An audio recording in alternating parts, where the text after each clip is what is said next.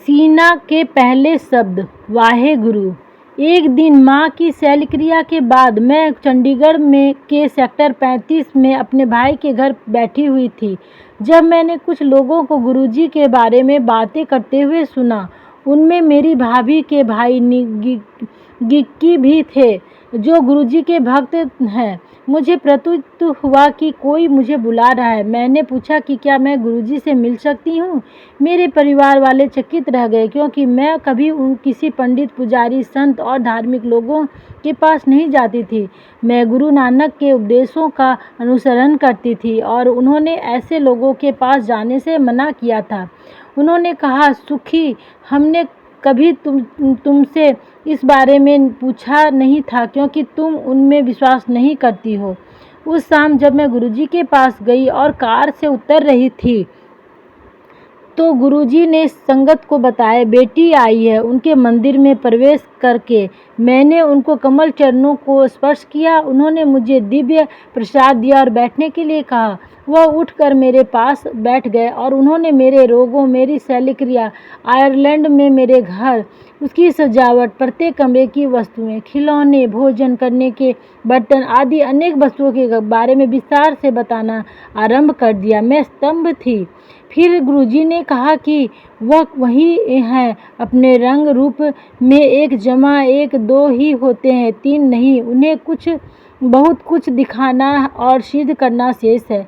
मेरे साथ बैठी एक महिला ने कहा कि गुरुजी ने उन्हें बताया था कि मैंने ईश्वर के द्वार पर इतनी जोर से दस्तक दी कि मेरी बेटी स्वस्थ हो गई, इसलिए मुझे गुरुजी का भारी होना चाहिए। स्तब्ध होने के साथ मैं विस्मित भी थी। यह तो ईश्वर और मेरी आपस की बात थी। गुरुजी को इस बारे में कैसे पता? मैंने उनकी ओर देखा।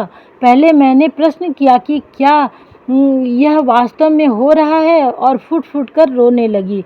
किसी भी व्यक्ति या दिव्य पुरुष के लिए मेरे और परमात्मा के साथ आपस में हुई बातों का पता नहीं लग सकता था। यानी मैं अमृत वेले में उठकर अपनी बेटी के स्वास्थ्य के लिए प्रार्थना करती थी। मैंने मन ही मन गुरुजी से प्रश्न किया, आप कौन हैं? क्या आप वही हैं जो मैं सोच रही हूँ?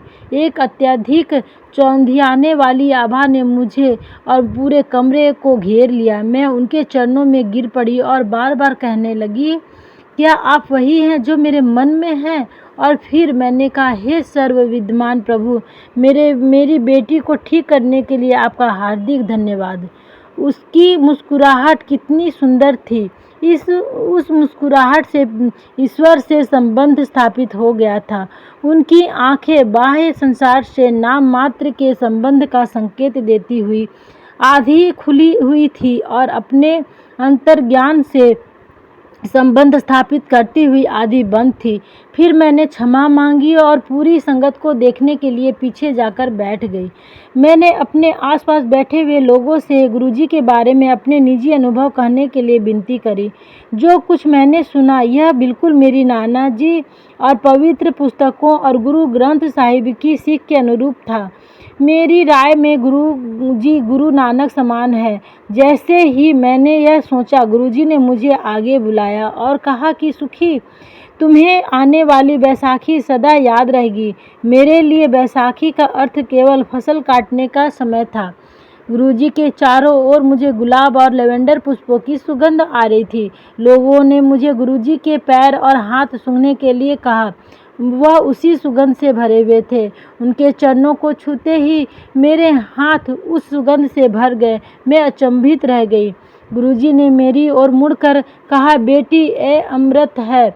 उसी समय वह मेरे आसपास उपस्थित लोगों को उपचार कर रहे थे, और जैसे ही कोई रोग निवृत्त होता था, वह मुस्कुराते थे। रात्रि के अंत में मैंने अपना सिर उनके कमल चरणों में रख दिया।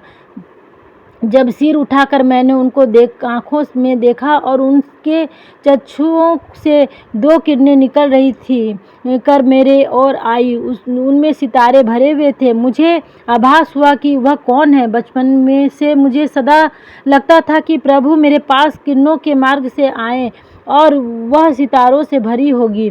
घर चलते हुए गुरुजी ने मुझे अगले दिन सीना को लाने के लिए कहा। मैंने उत्तर दिया कि यह कठिन होगा क्योंकि वह कुछ नहीं खाएगी, लोग उसको घूरेंगे, पर अंत में यह भी कह दिया कि मैं उनको निर्देशों का पालन करूंगी। अगले दिन मैं सीना को लेकर गुरुजी के पास आई।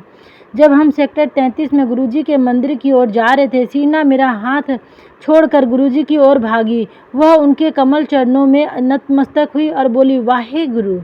मेरी बच्ची पहली बार बोली थी।